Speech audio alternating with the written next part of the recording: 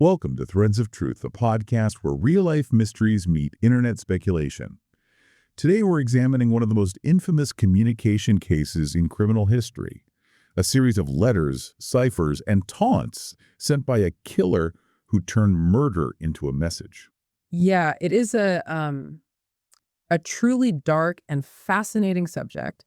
And, when you strip away all that mythology we're so used Autopsy to. versions. Exactly. When you strip that away, it really forces us to look in the mirror as a society to see exactly how we respond when someone, weaponizes our own media apparatus against us. And so true. I mean, this isn't just about forensics. It's really about the architecture of fear. I'm so glad you framed it that way, because our mission today is to explore this figure not just as a brutal murderer, but as an absolute manipulator. A manipulator of the highest order, yeah. Right. A manipulator of the press, of law enforcement, and frankly, of public psychology. Okay, let's unpack this.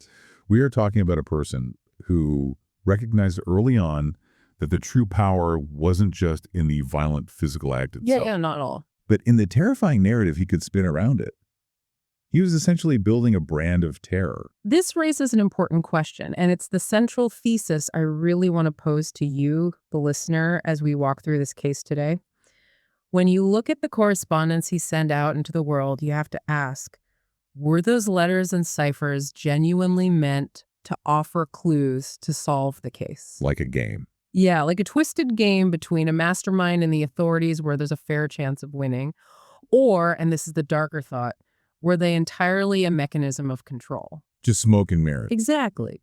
A smoke screen designed to keep us looking the wrong way while he simultaneously held an entire geographical region hostage. See, I lean heavily toward the latter. Yeah. And I kind of want to push back on the idea that this was ever a fair game. Because to me, his letters feel less like cat and mouse and, I don't know, more like a really twisted viral marketing campaign. Huh. That's an interesting way to put it. Think about how a startup operates today, right? They burn through massive amounts of capital just to acquire users, just to get their name in the headlines. Right, the cost of acquisition. Exactly. I keep asking myself, were the murders themselves merely the cost of entry to get his letters published on the front page? Oh, wow. It's almost as if the killings were just the postage stamp he needed to mail his real work, his twisted manuscript, out to the world. That is a deeply chilling analogy, but honestly, it's an incredibly accurate one when you look at the timeline. Yeah. Yeah, I mean, he understood the currency of the media in the late 1960s perfectly. He knew that blood buys ink. But it buys ink. Yeah. And he was willing to spend human lives to secure that platform. He didn't just want to be feared by his immediate victims in that moment. He wanted to be feared by people reading their morning paper over coffee, 50 miles away. But to really understand the psychology behind those letters, we have to look at how this behavior evolved over time. Right. If you, the listener, are familiar with this case, you probably already know the names of victims and the tragic locations of the attacks in Northern California between 1968 and 1969. The canonical timeline. Exactly. But what often gets overlooked is how drastically the communication tactics shifted from the very first attack to the last. Let's rewind to that freezing night in December 1968 on Lake Herman Road. Right. David Faraday and Betty Lou Jensen. Yes. What stands out to me there isn't just the brutality, although it was horrific. What stands out is the complete and utter silence. Precisely. The baseline of this killer is silence. Yeah.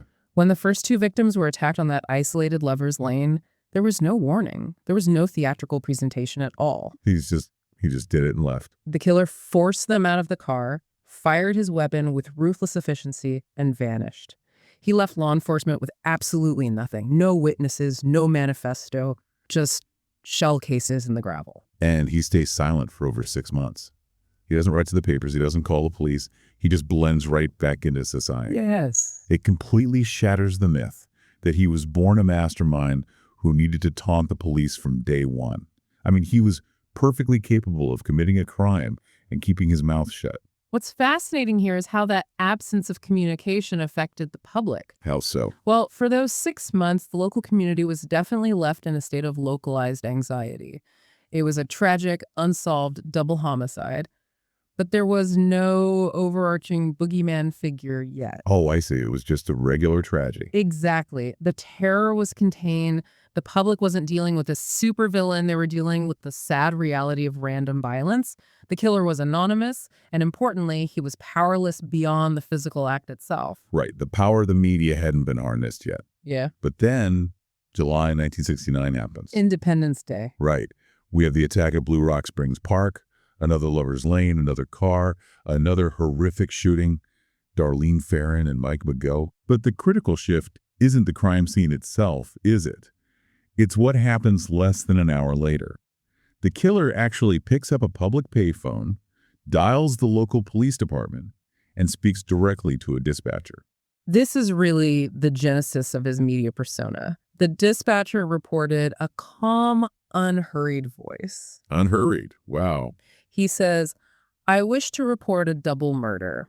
He gives the exact directions to the park, claims responsibility for the fresh attack, and then he casually adds the kicker. I know this part. He says, "I also killed those kids last year." He's building his resume. Yeah. I mean, he realizes that a single isolated attack isn't enough to make him a legend. Exactly. He needs to tie them together to show a pattern. He is officially establishing a franchise at that point. But, why call the police directly? Yeah. Well, if his ultimate goal was widespread media attention, why not call the newspapers right then and there? If we connect this to the bigger picture of criminal psychology, that first phone call was likely a test run. Like a rehearsal. Yeah. He was dipping his toe into the waters of psychological control. Calling the police is an act of direct dominance. Oh, I see. He is inserting himself into the investigation in real time, watching them scramble while he stands safely in a phone booth. But you are correct. He quickly realizes the police will keep that information tightly guarded. Right. They're not going to leak an open investigation to the press. Exactly. The police won't put him on the front page. To get the mass terror he craves, he realizes he needs a bigger megaphone. And that desire for a bigger megaphone leads to one of the most bizarre and theatrical moments in criminal history, right, Graham? Let's talk about September 1969, Lake Berryessa. A very different kind of attack. This is a dramatic departure. We are no longer on a dark road in the middle of the night. It is broad daylight. Yes, late afternoon. People are out enjoying the water. Cecilia Shepard and Brian Hartnell are just relaxing on a blanket. He approaches them, but he isn't just a shadowy figure with a gun anymore. Yeah. He is wearing a handmade executioner-style hood that drapes over his shoulders. And on the chest of this hood, he has stitched a massive white cross-circle symbol. It is a profound escalation of theatricality. I mean, he has designed a costume. He has created a logo. But wait, I really have to push back on this strategy. Okay. Because if you are trying to build a media empire based on anonymous terror, why on earth would you dress up in an elaborate costume for people you fully intend to murder? Wow. Dead people can't tell the newspapers about your scary outfit. It seems completely contradictory to his goal of public infamy if he plans on leaving no survivors to describe it. That is a brilliant observation, and it cuts right to the core of his warped psychology. The costume wasn't just for the victims. It wasn't. No, it was a psychological shield for himself, a way to step fully into the character he was creating. But more importantly, it shows he was adapting his communication methods in other ways. How so? Well, he brought a gun, but he used a knife to attack them, tying them up with pre-cut plastic clotheslines. And when he left them for dead, he didn't just walk away. Right, the car door. Yes. He went to the victim's car and used a black marker to write a message directly onto the car door. He drew his cross-circle logo, listed the dates of the previous attacks, and added the current date, time, and the phrase, "by knife." It's like he's signing a guest book at a Twisted Bed and Breakfast. It is just completely brazen. Yeah, it really is. He is leaving a physical billboard for the police and the press to find. He knows the crime scene photos will eventually leak, or at least be described in the papers. He is ensuring his branding is inextricably linked to the physical evidence. And tragically, one of the victims at Lake Berryessa, Brian Hartnell, did survive to describe that costume, which only fed the mythology further. Right, the drawing of the hood. Exactly. The image of the hooded executioner was burned into the public consciousness. But even with the car door and the survivor's testimony, he still didn't have absolute total control over the narrative. Because the newspapers are still filtering it. Right. They were reporting on him, but they were doing it through their own editorial lens. He didn't have the pen yet. Which brings us to the turning point of the entire case. October 1969. Presidio Heights, San Francisco. The murder of cab driver Paul Stein. Yes. This is the anomaly, the massive deviation from the pattern. It is a structural pivot in his methodology. He entirely abandons the isolated rural areas, the parks, the lovers' lanes. Yeah, he goes to the city. He enters a dense, wealthy, highly populated urban neighborhood, and he changes his victim profile entirely, moving from young couples to a lone, working-class cab driver. He hails the cab, directs the driver to a specific intersection, and shoots him from the backseat. It's brutal, it's quick, and it happens surrounded by houses with windows facing the street. Highly risky. Incredibly risky. But the most disturbing part isn't the location. It's what he does after the gunshot. He doesn't immediately run. No, he takes his time. He takes the driver's wallet and keys, and then, very methodically, he carefully tears a large rectangular piece of fabric from the victim's blood-soaked shirt. And that piece of bloody fabric becomes the ultimate fulcrum of his power. How do you mean? Well, up until this point, the police utilized a standard tactic. They withheld specific details of the crime scenes from the press to weed out false confessors. Oh, right. Because crazy people always confess. Exactly. Every time a high-profile murder happens, mentally unstable individuals will call in and claim they did it. The police use hidden facts to verify the real killer. Makes sense. The author of these crimes knew that. He knew that to force the newspapers to print his words verbatim, he needed undeniable physical proof that could not be dismissed by law enforcement. He needed collateral. He needed a hostage that he could literally slip inside an envelope. Perfectly said. Which transitions us perfectly into understanding how he wielded the pen just as brutally as the sword.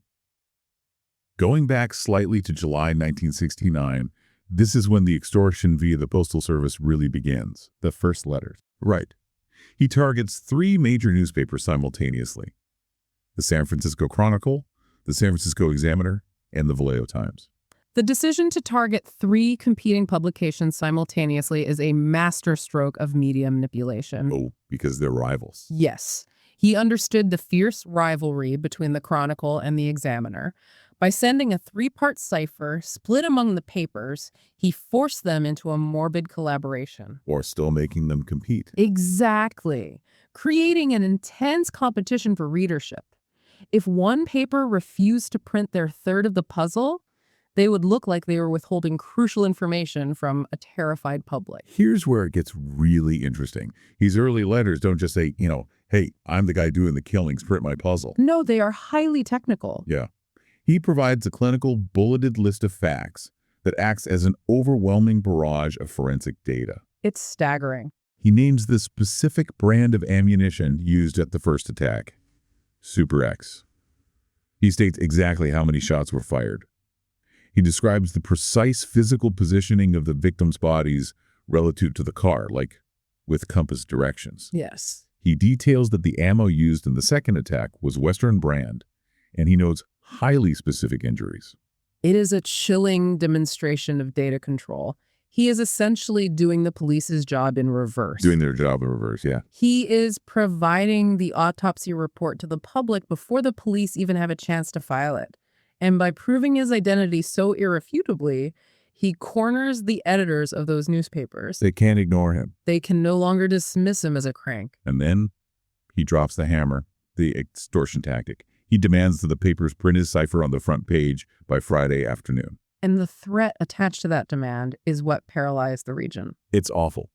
He threatens to, quote, cruise around all weekend killing lone people in the night, then move on to kill again until I end up with 12 people over the weekend. Put yourself in the shoes of an editor sitting in a smoky newsroom in 1969, holding a piece of paper that promises a massacre if you don't comply.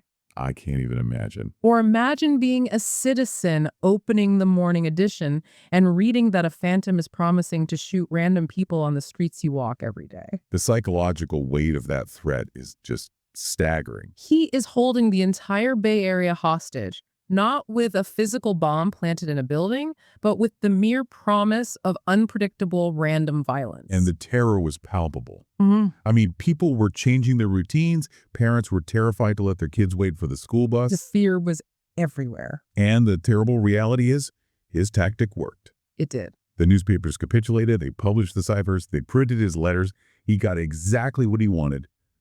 The front page. He became the editor-in-chief of his own reign of terror. Which naturally leads to the most frustrating question of all. Hmm.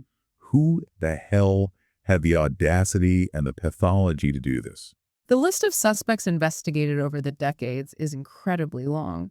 But as we look at the history of the case, a few names consistently rise to the surface. Right. And they illustrate just how difficult it is to build a definitive case based on circumstantial evidence alone. The most famous name, the one that dominated the investigation for decades and even inspired Hollywood movies, is Arthur Lee Allen.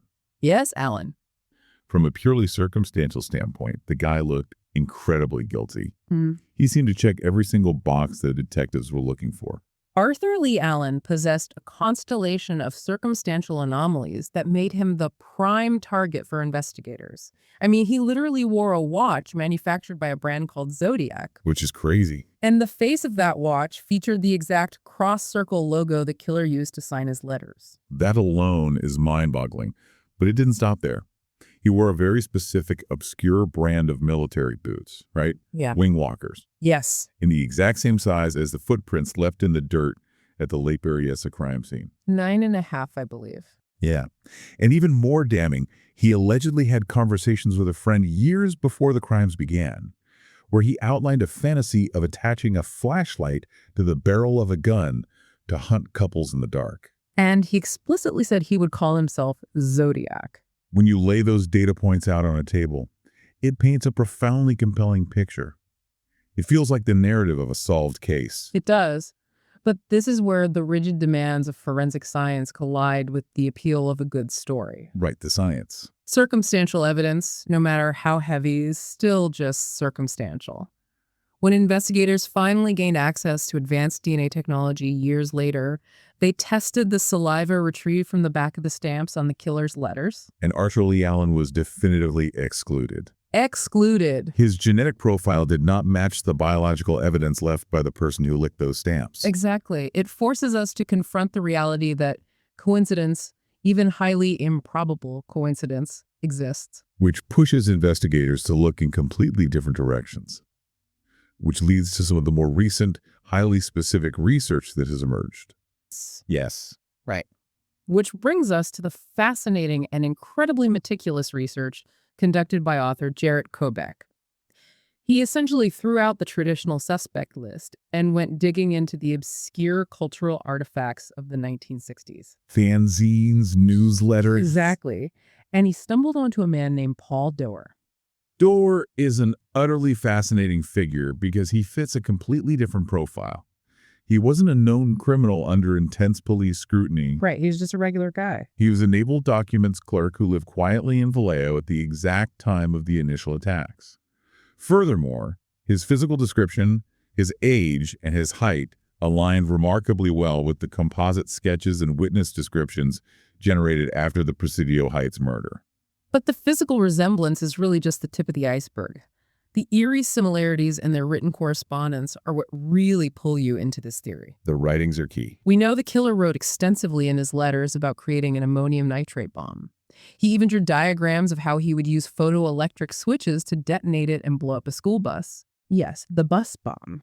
Well, Paul Doerr also wrote extensively in underground zines about how to make a bomb using ammonium nitrate and fertilizer.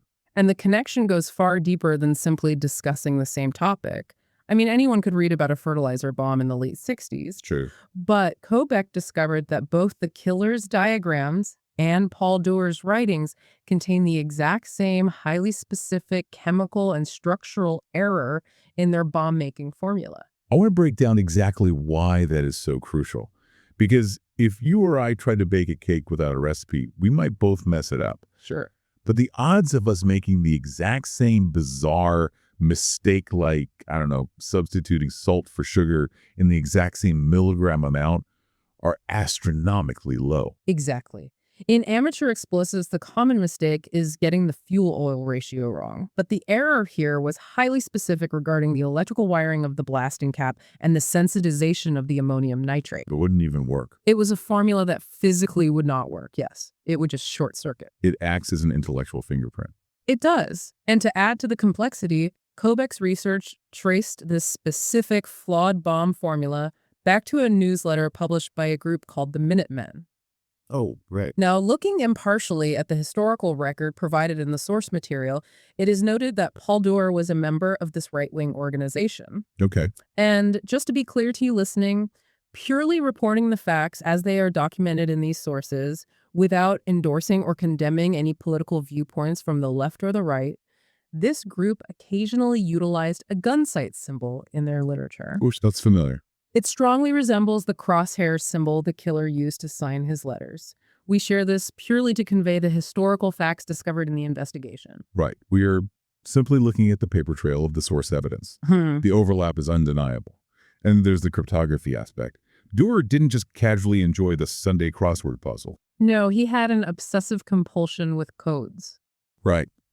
He routinely created incredibly complex cryptography puzzles for his abused daughter, forcing her to solve them just to find out where he had hidden her weekly allowance. That specific detail speaks volumes about his psychological makeup. It's so twisted. It highlights a psychology rooted in the desire for control through obfuscation. He used hidden information as a tool to dominate someone vulnerable, which perfectly mirrors the macro behavior of the killer terrorizing the Bay Area with complex ciphers. It makes so much sense. The behavior scales up perfectly. But then, just when you think the puzzle pieces are locking together, we hit the exact same wall. The DNA. The DNA dilemma rears its head again. Yeah. Fast forward to late 2025, the Vallejo Police Department provides a massive update regarding their modern genetic testing of the physical evidence. And it was a profoundly tragic twist for everyone hoping for definitive closure. Yeah. The police announced they had successfully utilized advanced extraction techniques to obtain a clean genetic profile from the evidence. But when they ran that profile, it belonged to someone who absolutely, categorically could not have been the killer. So what does this all mean? I mean, how is that physically possible? I think a lot of people assume that if you pull DNA off a piece of evidence from a crime scene, you have your guy. It's the CSI effect. Yeah. How do you extract DNA and find out it's a total dead end? To understand this, we have to deeply understand the nightmare of 1960s evidence collection. We are viewing the past through the lens of modern science, and that creates a massive distortion. Right. In 1969, the concept of DNA profiling simply did not exist. To the detectives and the postal workers, these letters were not biological gold mines. They were just pieces of paper with ink on them. I always try to visualize it like a handrail on a busy public transit train. Oh, that's good. Think about how many people touch that handrail in a single day. If you swabbed it, you'd find the DNA of 100 different commuters. That's what these letters were. That is the perfect metaphor. The letters, the envelopes, the stamps, they were handled by dozens, perhaps hundreds of individuals before they ever reached an evidence locker. It's crazy to think about now. A postal worker with no gloves picked it out of a blue mailbox. It went through a mechanical sorting machine where it rubbed against thousands of other letters. The postmaster handled it. Barehanded. Barehanded. An intern at the San Francisco Chronicle sliced it open. The editor held it while reading the threats. The police officers who arrived at the newsroom passed it around, breathed on it while talking, maybe even smoked a cigarette over it. They were actively destroying the biological evidence without even knowing it existed. Exactly. The likelihood of profound, deeply embedded DNA contamination is staggeringly high. Today, we use techniques like polymerase chain reaction PCR to amplify microscopic amounts of touch DNA. But you're amplifying everyone who touched it. Exactly.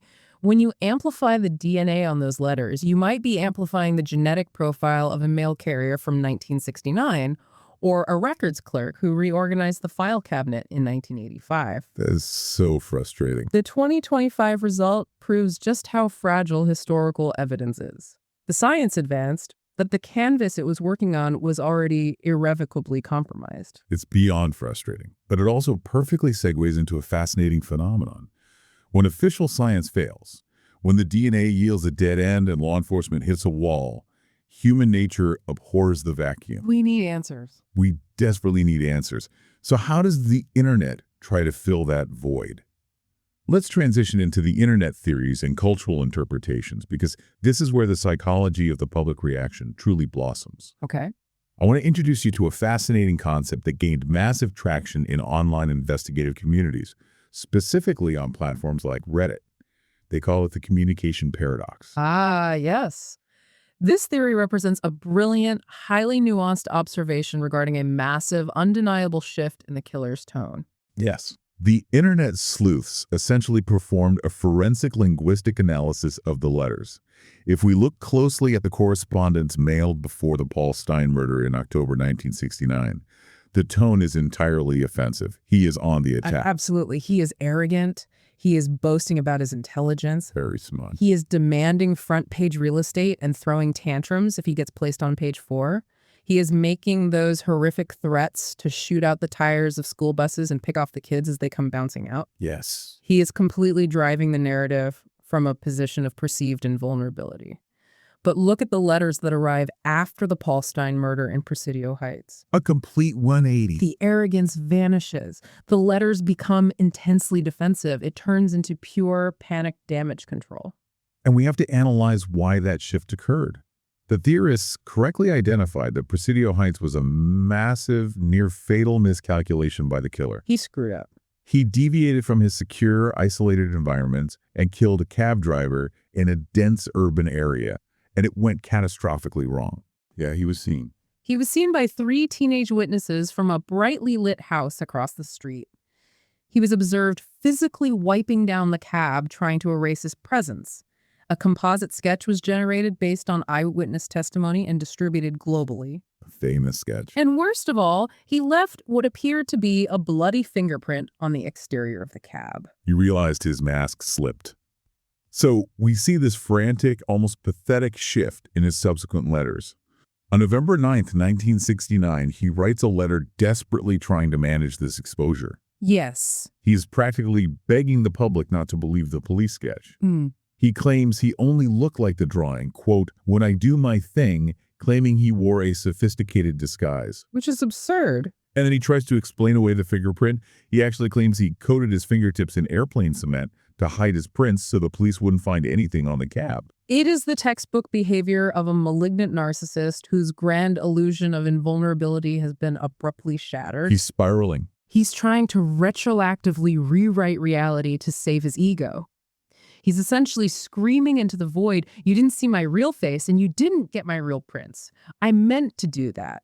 It is a frantic attempt to regain the upper hand. So I have to ask you, looking at this panic, was he actually a criminal mastermind playing four-dimensional chess with the police, or was he just an incredibly lucky, sloppy criminal scrambling to cover up a massive amateur mistake? The historical evidence strongly points to the latter.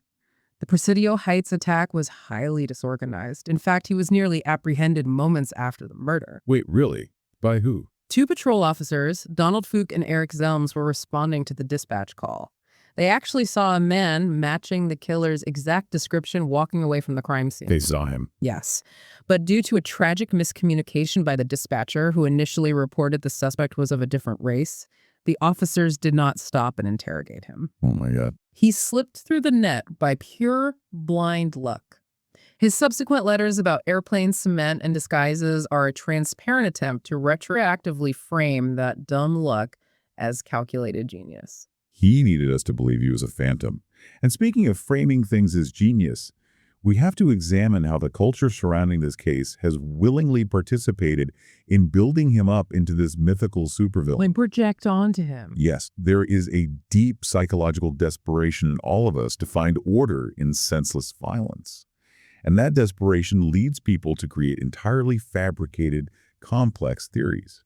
Okay, let's unpack the famous radiant theory. Ah, the radiant theory. This was a concept championed heavily in the 1980s by a theorist named Gareth Penn, and it was later enthusiastically adopted by various amateur sleuths. It's everywhere online. It serves as a prime example of collaborative myth-making in the true crime community. For those listening who might not remember their high school geometry, a radian is the angle created when the arc length of a circle equals the radius. It translates to exactly 180 divided by pi, which is roughly 57.3 degrees. 57.3, yes. Now, the theory claimed that the killer was choosing his murder sites with incredible mathematical and geographic precision. Penn claimed that if you drew a straight line from the peak of Mount Diablo to the Blue Rock Springs crime scene in Vallejo, and drew another line from the mountain to the Presidio Heights crime scene in San Francisco, the angle created was exactly 57.3 degrees, one perfect geometric radian. It sounds incredibly sinister and sophisticated, doesn't it? It really does. The narrative implies a killer who isn't just randomly selecting victims, but is navigating the entire Bay Area using higher mathematics, cartography, and geographic geometry to draw a massive occult symbol across the state of California. Right. But when you actually deconstruct the methodology used to arrive at that conclusion, the entire theory falls apart completely. Because the math is completely, demonstrably wrong. If you look at a map, it doesn't work. Precisely. To force the 57.3-degree angle to exist, theorists had to physically manipulate the data. They cheated. They literally placed the crime scenes miles away from their actual physical locations on their maps. Wow. They moved the Blue Rock Springs location completely away from the park, and they grossly misplaced the Lake Herman Road scene just to make the lines intersect at the desired angle. That is ridiculous. Furthermore, they ignored the curvature of the Earth and the distortion of flat map projections. When you plot the actual GPS coordinates of the murders on a topographical map, the angle is over 60 degrees. It's not even close to a radian. It's not a radian at all. It's just random points on a map where terrible things happened. What the radian theory illustrates is a profound psychological need for the public and even dedicated researchers to project immense intelligence onto a monster. Why do we do that? We deeply want to believe that there is a grand design, a master plan, a sophisticated puzzle behind the tragedy. Because the alternative, that a highly disturbed man is simply driving around randomly shooting innocent teenagers in the dark for absolutely no reason, is too chaotic, too nihilistic, and too terrifying to accept.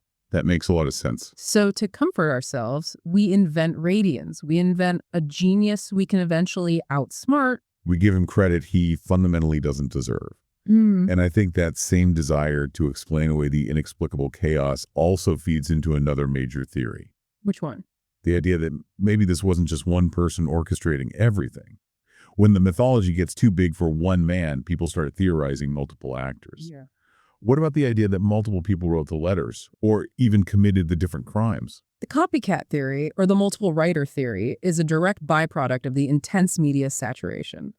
The theory suggests that the newspaper hysteria was so overwhelming that it created a psychological vacuum for other disturbed individuals to step into. Oh, I see. Someone commits an isolated crime, and someone else, reading the morning paper, writes a letter claiming credit just to feel a fleeting sense of power. So it's just chaotic opportunism. It highlights how media amplification creates a feedback loop where the lines between the actual physical killer, opportunistic copycats, and the public myth become completely blurred.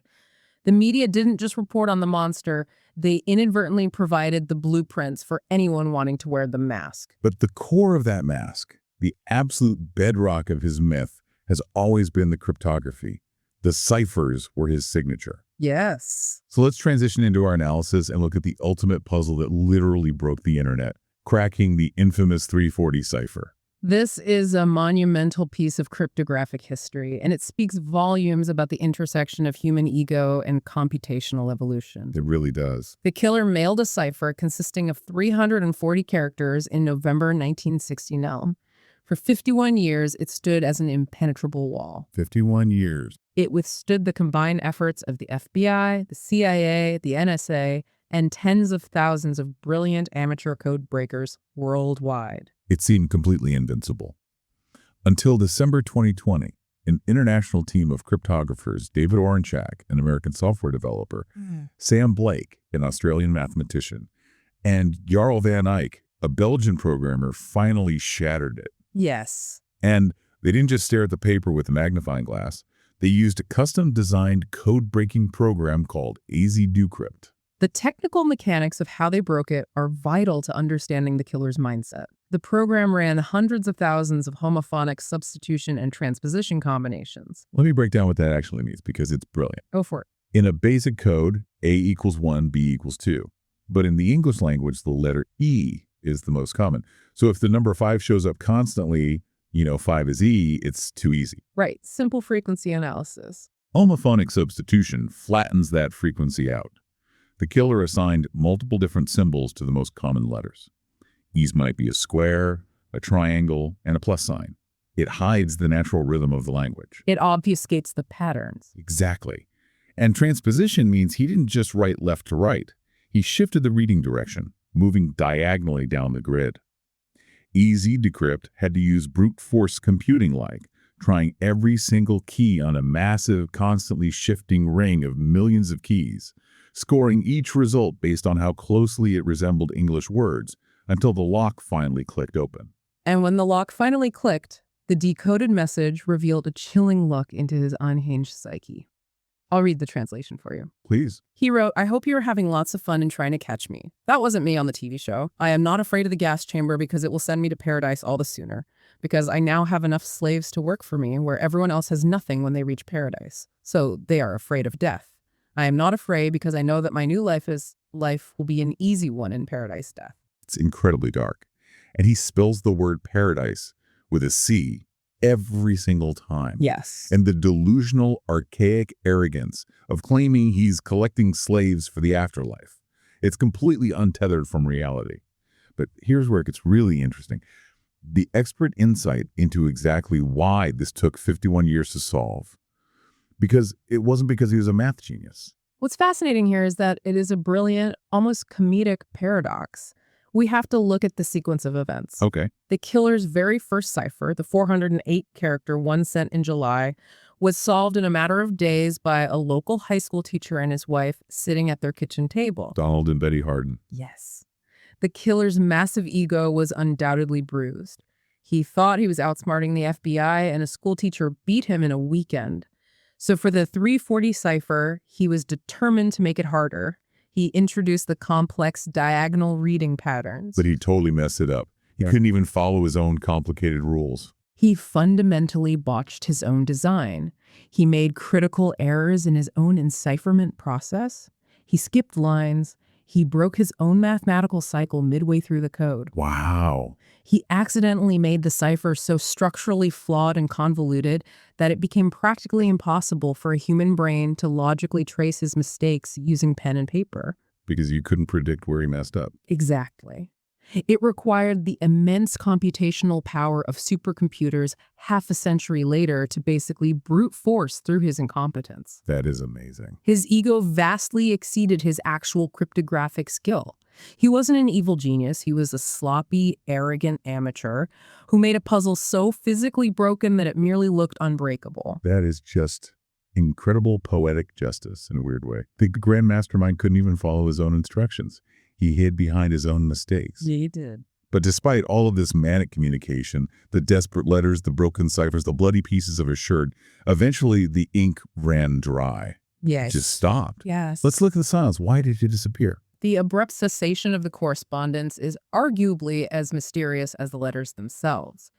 When a media-obsessed killer suddenly goes quiet, we have to evaluate several leading theories based on behavioral patterns. What's the most likely? The most pragmatic and statistically probable theory is that he simply died.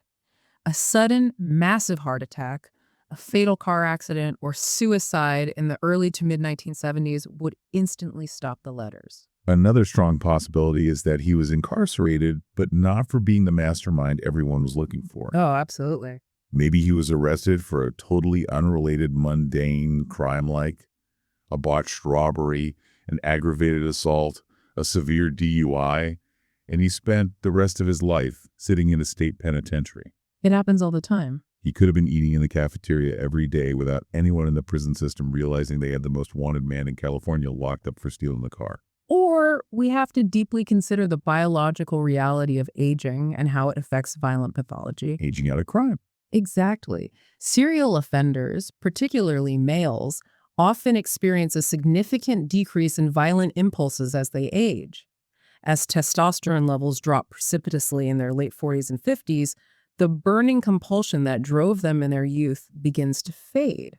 That makes sense. He may have simply gotten older, lost the physical energy or the overwhelming violent urge, and quietly settled into a completely normal, unremarkable life. But wait, I have a major problem with that theory. Oh, Even if we accept that his physical biology aged him out of committing the murders, why wouldn't he keep writing the letters?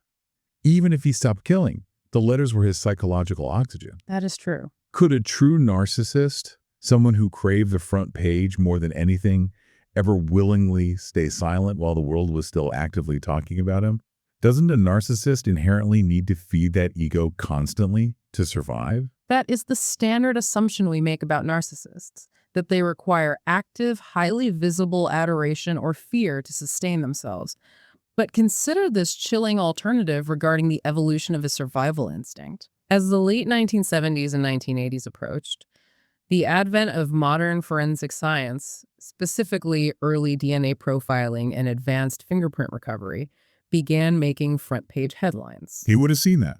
Exactly. The killer was clearly a voracious consumer of the news. He read everything about himself. He would have quickly realized that the rules of the game had changed. He would know that any further communication, licking a single stamp, sealing the flap of an envelope, leaving a partial print on the paper, would mathematically guarantee his capture. So his instinct for self-preservation finally outweighed his monumental ego. He realized the risk was just too high. Perhaps, but I think the psychological reality might be even darker than mere self-preservation. Darker how? For a true Machiavellian narcissist, maybe the ultimate power trip isn't continuing to physically kill people. Maybe it's not even continuing to write taunting letters. Then what is it? Maybe the absolute ultimate power trip is sitting quietly in your armchair in your suburban living room, watching the evening news. You watch the FBI scramble. You watch the internet sleuths argue. You watch true crime authors dedicate their lives to finding you. Just watching from the sidelines. You successfully live out a boring, average, invisible life in plain sight, knowing with absolute certainty that you beat them all. The silence itself becomes his final, permanent act of control. Oh, wow. That is deeply, deeply unsettling. To think that he didn't lose the game, he just won it by simply walking off the board while everyone else kept playing. Which brings us to our final takeaway, a thought for you to mull over long after this broadcast ends. Communication, when wielded with malicious intent, can become the ultimate form of control. Absolutely. This killer proved a terrifying modern reality. You don't actually need to keep committing physical crimes to hold an entire society hostage. You don't need to be everywhere at once. You just have to convince the public that you might be. The threat is enough. His true legacy isn't just the tragic, senseless murders he committed in those dark locations. His legacy is the permanent, indelible shadow he cast over the media landscape, over law enforcement procedures, and over the massive true crime culture we all still consume today. He showed us exactly how fragile our collective sense of safety is when a single person decides to weaponize uncertainty. Next time, we return to a case that has recently taken a dramatic turn, an Australian mystery from 1948 where new DNA analysis and modern forensic techniques may finally be rewriting everything we thought we knew.